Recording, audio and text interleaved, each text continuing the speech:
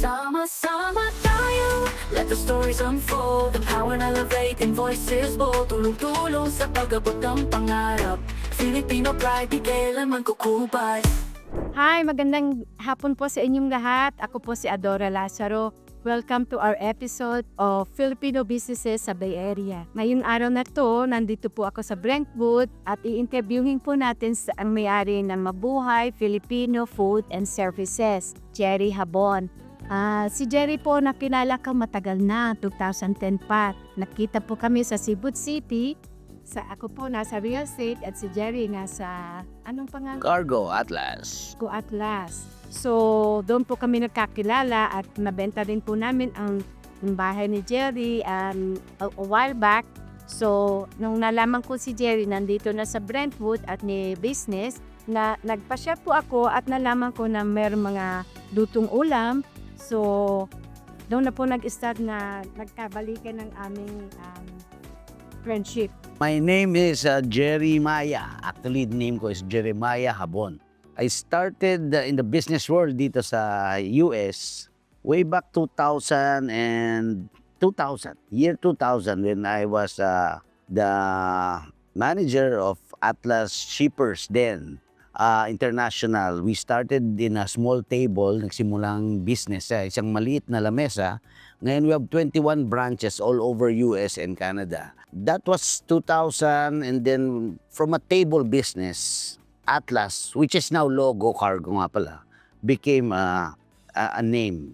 And eventually, of course, nasa isang kumpanya ka, you wanted your own. Then I started Mabuhay Foods and Services, putting together all Filipino products, services, money remittance, cargo in one roof, which became very effective because pinatronize ng mga Filipino ng mga kababayan natin. So right now, Adora, who's leading on the Filipino businesses sa Bay Area, would like to encourage Filipino small business or startup entrepreneurs to reach to each other, advertise, help each other to grow, and eventually, everybody will be benefiting. So yun ang pinaka namin dito, concept. And then Mabuhay Foods.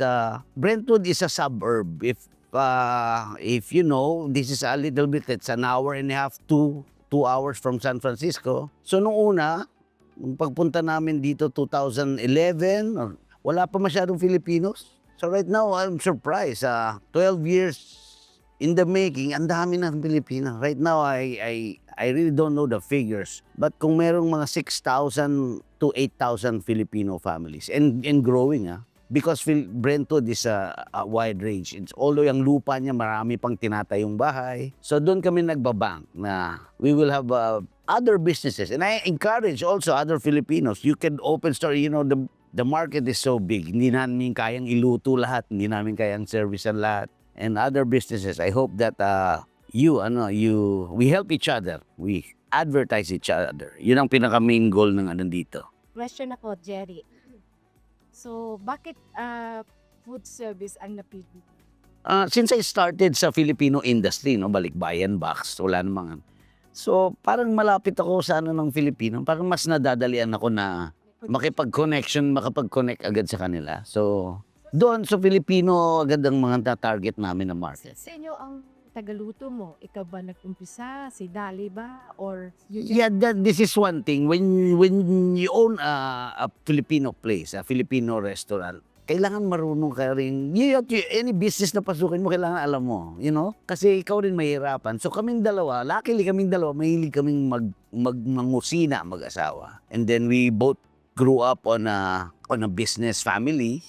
My wife from Nueva Ecija, yan siya, sa rice retail, rice farming, rice milling. So pagdating dito, totally naiba rin ang buhay namin but then masayang struggle.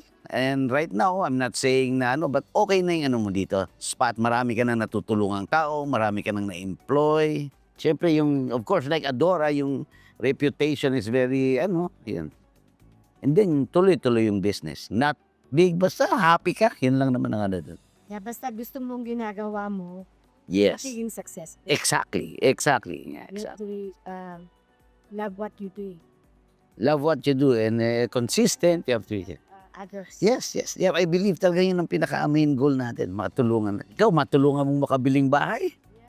Yung ibang tao, Customer happy. yes. So, Thankful, lalo na mga first-time home buyer po. Very thankful po sila pagka nakuha yung susi. Doon po, maligaya rin kami kasi napagsilbihan namin ng maayos aming pilikilo. Kasi siyempre, Pilipino tayo, gusto rin natin matulungan ang ating kapwa. Yung mga challenges mo, ano ang nakapagbigay ng pusigido sa'yo na just continue what you do? alam mo lahat ng business talagang challenge niyan, nasa sa'yo yun eh. Basta araw-araw ka lang magtrabaho. May nagsabi siya, araw-araw ka lang magtrabaho, huwag kang magbilang ng oras mo. Eventually, magpipay off eh. I realized that from the first industry, balikbayan box. Sipin mo, table business, naging multi. Kaso hindi nga sa akin yun, sa ninong ko yun. Balang araw, gusto mo rin magkaroon ng sayo. That's what pushed us to create our own business. Right now, we have actually 2 branches, hoping for the 3rd branch in Tracy. So where's your other branch? First branch is here, is 50 Sand Creek Road, Brentwood, California. Second branch is 4510 Main Street in Oakley. So sa Oakley, meron din bang food na ano tawag? Yung mga lutong ulam na or just store lang siya? Oakley is like groceries, a bigger grocery store. And then most of the cargo shipments, since I'm partnered with Logo right now, so ang mga cargo dun ang drop-off point. It is a drop-off point of Logo Cargo. It's a big space, but we don't have cooked food since it's very malapit lang naman sa sa Brentwood. So dito na lang sila pag cook food, pag groceries and more services dun yun. And we also have mga barong, mga Filipiniana style, mga ganun. All Filipino. Yung concept ko na one-stop shop, hindi na sila lalayo. I mean, if you live 10 miles away, around the radius, dito ka na lang siguro dahil in time, if you're really counting on your time, we cannot compete with big groceries like Seafood City, but I'm actually not in competition with them. I'm in convenience of Filipino na malapit dito nakatira. So, nagkikater pa kay Tito? We do catering, but we don't do the catering like we have to dadali namin sa bahay nila. Catering food, pick up food, catering.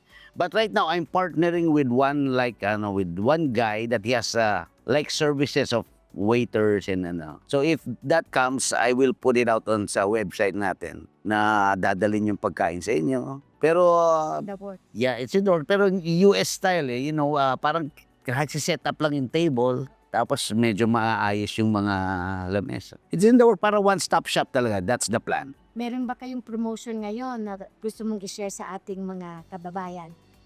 If you order, $500 or more, we are, giving away like 50 pieces of lumpia. Whatever your choice is, about 7% cashback dun sa bumibili. Sa volume na lang.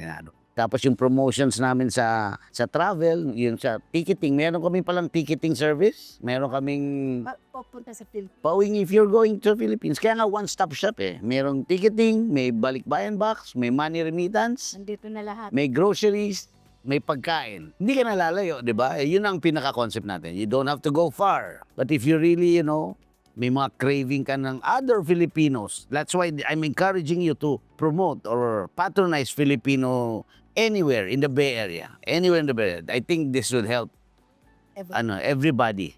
Everybody wins. Yes, this will help everybody. And this is pinapilot mo na sinimulan. I'm very happy that you're doing this. Yes. It's a good thing to think about other people because we wanted to connect to the Filipinos and help each other grow. Kaya, kasi sino pa ba magtutulungan kundi tayo rin. So I'm hoping na itong inumpisahan ko ay makatulong sa lahat sa akin. Hindi lang sa akin, hindi lang sa iyo. Sa susunod pang mga i-interviewin natin na sasali sa ating Filipino businesses sa Bay Area. Kasi yun lang naman po ang gusto namin, matulungan ang mga Pilipino na nagbi-business dito po sa Bay Area. Kasi taga Bay Area po kami, so dito lang po kami pwedeng mag-interview at hindi naman pwede kami pumunta sa malayong California na Los Angeles, siyempre hindi naman po namin yun marireach dahil dito kami sa local. Dito pa lang, baka kulang na yung time mo. Dito pa lang, sa dami ng Filipino. Yeah, dito pa lang. And I hope everybody, you support the Filipino businesses sa Bay Area. Anything else you wanted to add, Jerry, before we say goodbye? Well, you're always welcome. 50 Sand Creek Road, Brentwood, California. Filipino foods nandito. Any Filipino dish that you want, you can call and order it. Our phone number is 925-684-7538. And you can text direct sa 510-396-1841. Maraming salamat po sa inyong lahat. Magandang gabi po sa inyong lahat at salamat po sa pakikinig sa amin. Ako po si Adora Lazaro, ang yung host sa Filipino Businesses sa Bay Area. Kung meron po kayong tanong tungkol sa pagbili o pagbenta ng bahay niyo, tawagan niyo lang po ako 925-457-0954 at para matulungan po namin kayo kung gusto niyo ito mag-relocate or mag-invest pa for rental properties, andito lang po kami. At saka, subaybayan niyo po kami sa aming mga susunod na episode sa Facebook, sa lahat po ng social media, TikTok, Facebook, YouTube, Instagram, at whatever else is coming. So, i-inform namin po kayo. I-like niyo po kami at mag-subscribe po kayo. Hanggang sa muli, ako po si Adora Lazaro, your Bay Area Realtor, at ang host ng Filipino Businesses sa Bay Area. At kung gusto niyo pong ma-feature din sa amin, tawagan niyo lang po kami or email niyo po ako at info@filipinobusinesses@gmail.com. Marami pong salamat. Sama-sama tayo, let the stories unfold. The power na elevate in voices bold. Tulong-tulong sa pag-abot ng pangarap. Filipino pride, di kailanman kukubay.